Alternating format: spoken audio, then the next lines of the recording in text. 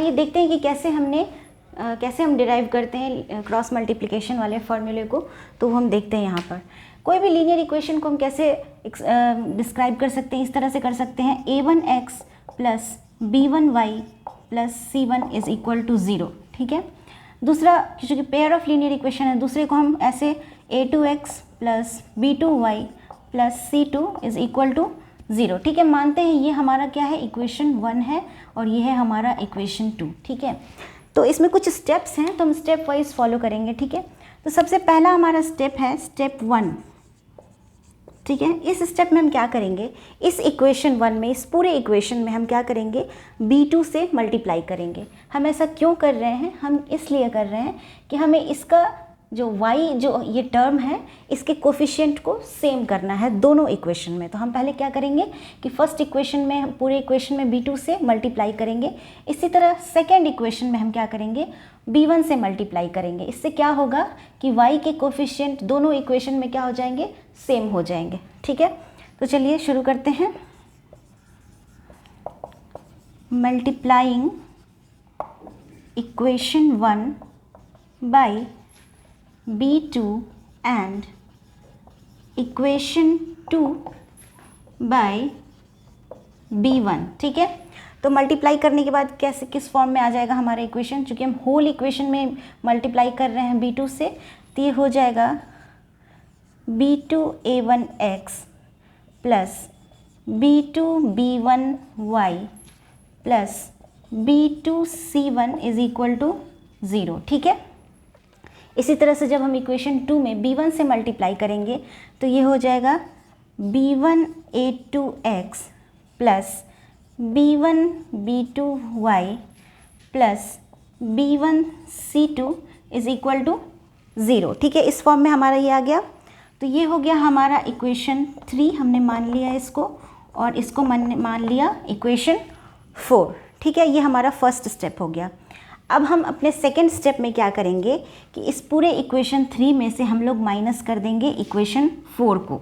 तो ऐसा क्यों करेंगे, जब हम इक्वेशन 3 में से इक्वेशन 4 माइनस कर देंगे तो ये टर्म हमारा क्या हो जाएगा, कैंसिल आउट हो जाएगा।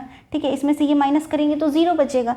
तो हमारे पास वेरिएबल्स के फॉर्म में सिर्फ x का ये टर्म रहेगा, एक ही वेरिएबल का। तो उसकी वैल्यू हम फाइंड आउट करेंगे और उसको फिर हम सब्स्टिट्यूट करेंगे इस इक्वेशन में, तो हम y की वैल्यू को फाइंड आउट करेंगे। ठीक है, यही हमारा ये है मेथड है। इस तरह से हमें x और y की वैल्यू पता चल जाएगी, तो फिर हमें पता चल जाएगा कि कैसे x को निकालने का क्या फॉर्मूला बन रहा है और y को निकालने के लिए क्या फॉर्मूला बन रहा है। ठीक है, तो ये सबसे पहले है स्टेप 1। अब हम स्टेप 2 की ओर चलते हैं। स्टेप 2 में हम क्या करेंगे, इक्वेशन 3 में से इक्वेशन 4 को माइनस कर देंगे।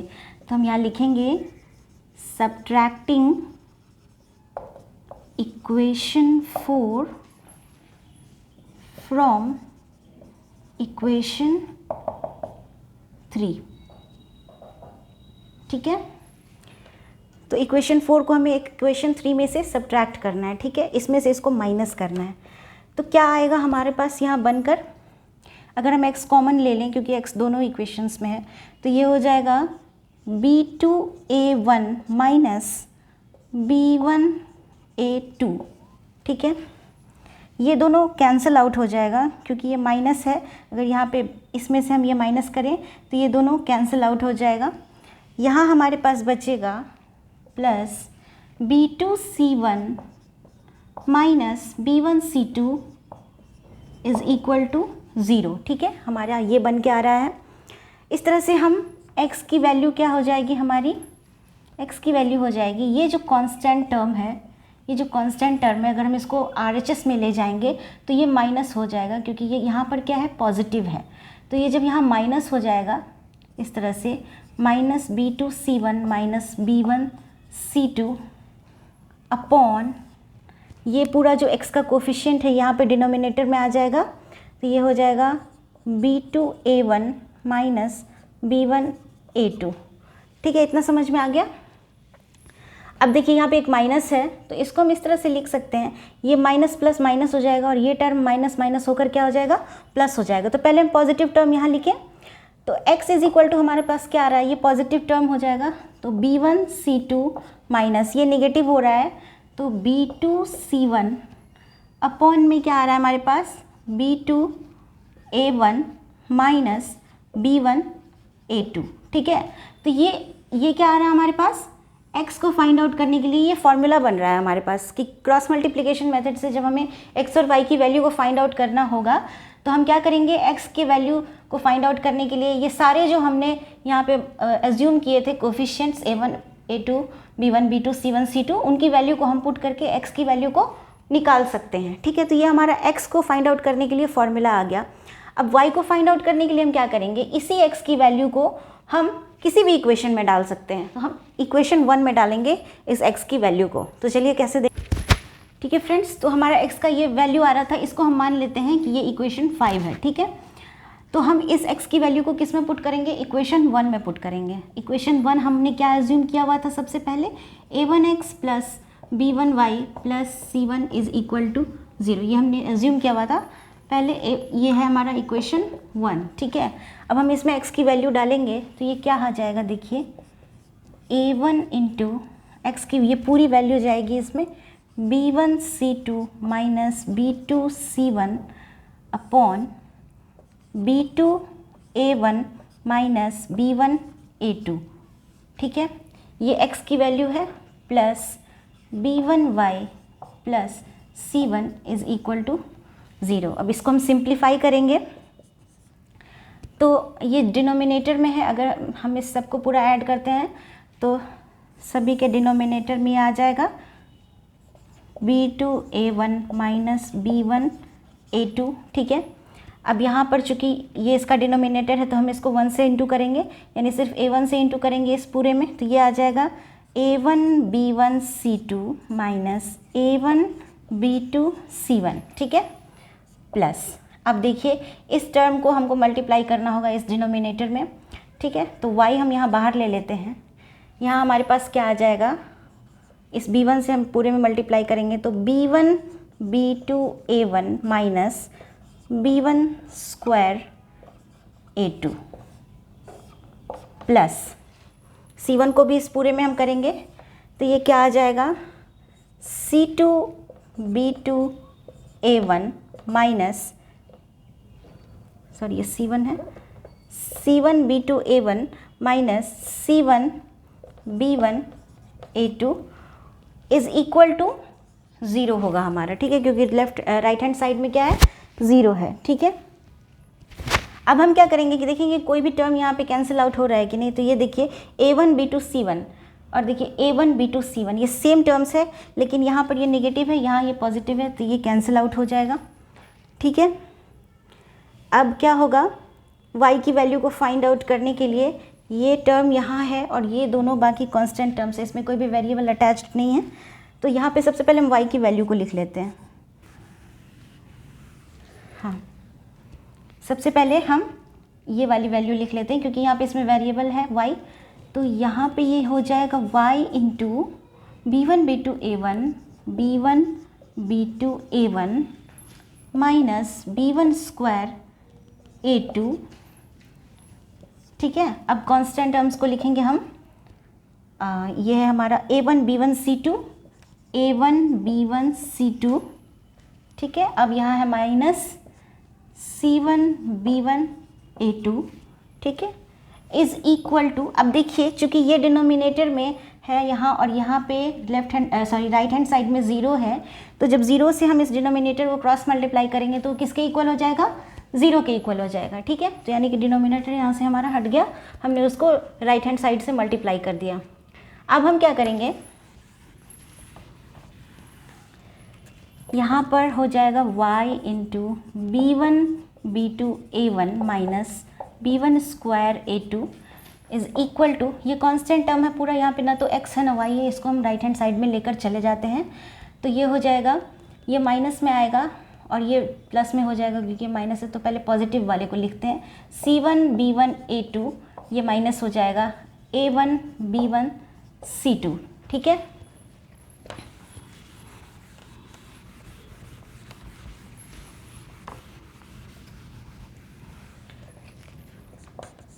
यानी कि y is equal to y into B1 B2 A1 minus B1 square A2 is equal to, अब देखिए यहाँ पे दोनों में B1 है, B1 को हम कॉमन ले लेते हैं तो यहाँ पर हो जाएगा C1 A2 minus A1 C2। ठीक है, B1 हमने बाहर कॉमन ले लिया।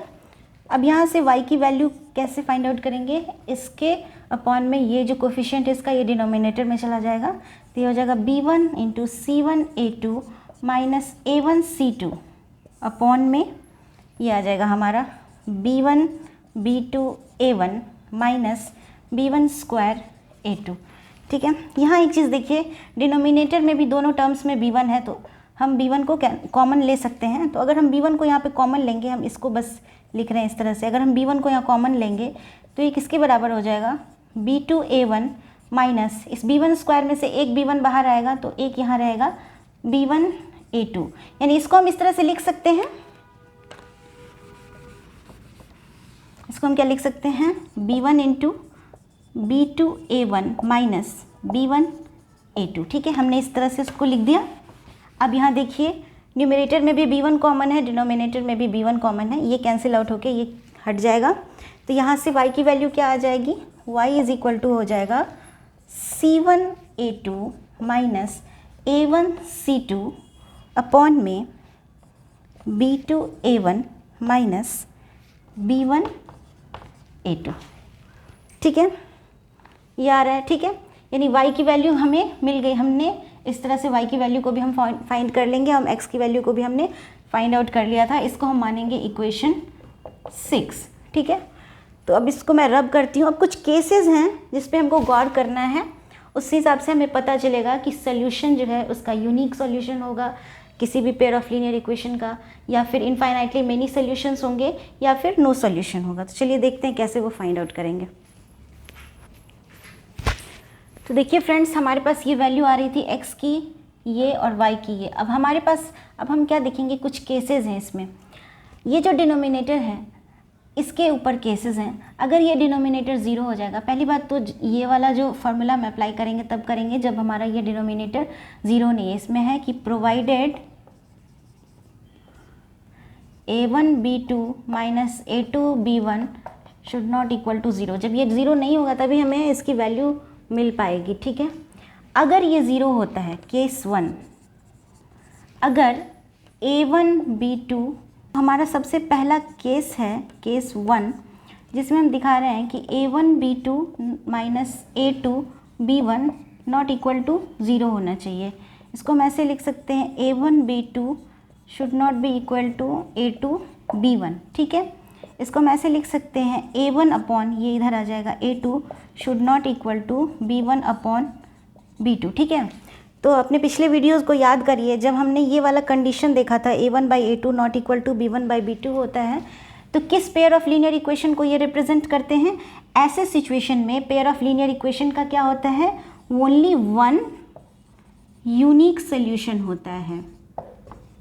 ठीक है, तो जब हमारे पास ये कंडीशन आ रहा है A1 by A2 not equal to B1 by B2, तो उस पेयर ऑफ लीनियर इक्वेशन का क्या होगा, एक ही सिर्फ यूनिक सोल्यूशन होगा। ठीक है, केस 2 हमारे पास क्या आता है,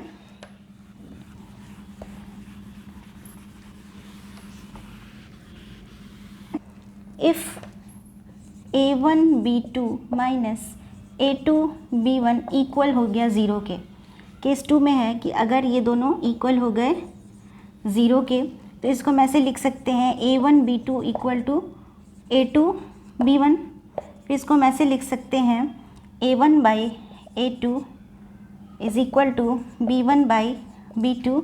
और लेट्स से इसको हम K के इक्वल कह रहे हैं, let's say is equal to K। ठीक है,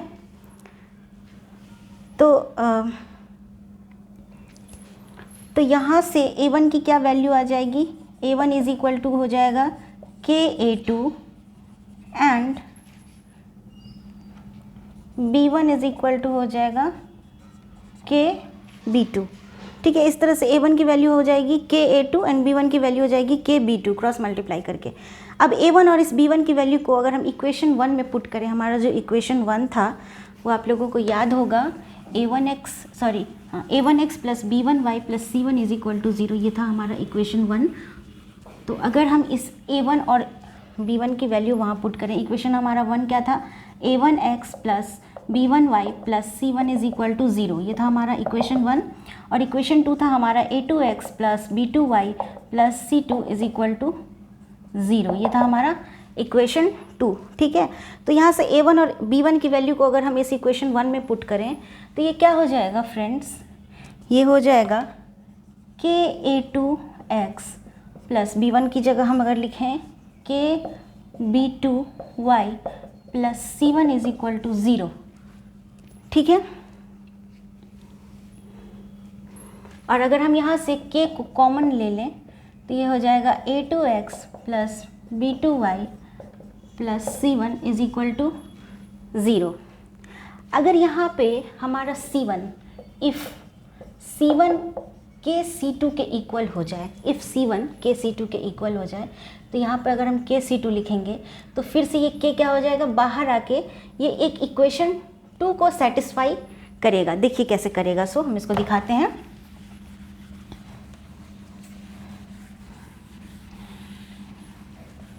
if c1 is equal to के c2 हो गया तो हम इसको क्या लिख सकते हैं, k into a2x plus b2y plus के c2 is equal to 0।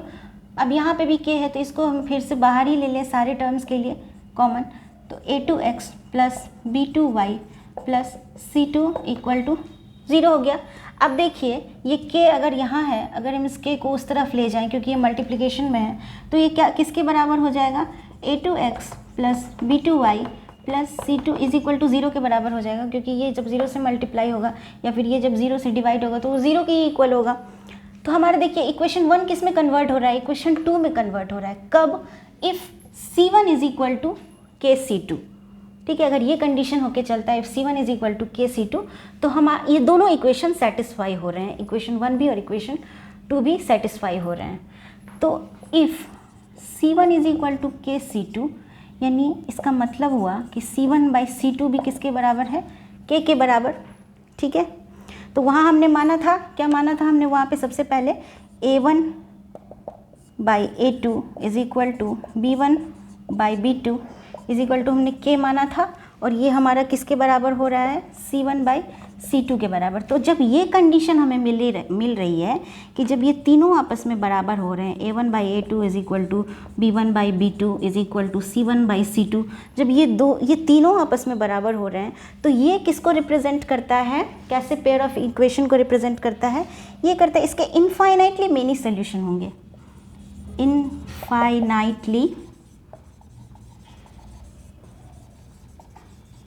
Many solutions होंगे, क्योंकि हमने अपने पिछले वीडियो में भी ये सारे कंडीशंस को हम देख चुके हैं। ठीक है, तो ये हमारा केस 2 था, जब ये तीनों आपस में बराबर हो रहे हैं तो ये किसको रिप्रेजेंट करेंगे, इनफाइनाइटली मेनी सॉल्यूशंस को रिप्रेजेंट करेंगे। ठीक है, अगर इसी तरह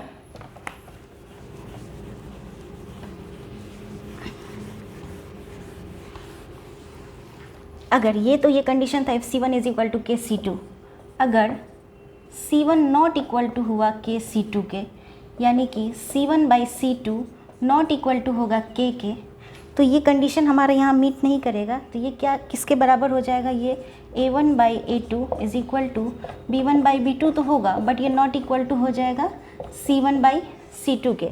ठीक है, तो जब ये कंडीशन हो, जब a1 by a2 is equal to b1 by b2 हो बट वो नॉट इक्वल टू हो c1 बाई c2 के, तो ये इसके क्या होते हैं, नो सॉल्यूशन होते हैं। यानी कि ये दोनों किस लाइन को रिप्रेजेंट करते हैं, पैरेलल लाइंस को रिप्रेजेंट करते हैं। ठीक है, तो हमने ये सारे तीनों कंडीशन देख लिए। ठीक है, हम पहले भी इसको डिस्कस कर चुके हैं। तो ये था क्रॉस मल्टीप्लिकेशन मेथड से कैसे हमने फॉर्मूला को डिराइव किया, और उसको हम पहले भी एग्जाम्पल में लेकर देख चुके हैं कि क्रॉस मल्टीप्लिकेशन से कैसे हम पेयर ऑफ लीनियर इक्वेशन को सॉल्व करेंगे। तो तब तक के लिए आज की वीडियो में इतना ही। इसी तरह देखते रहिए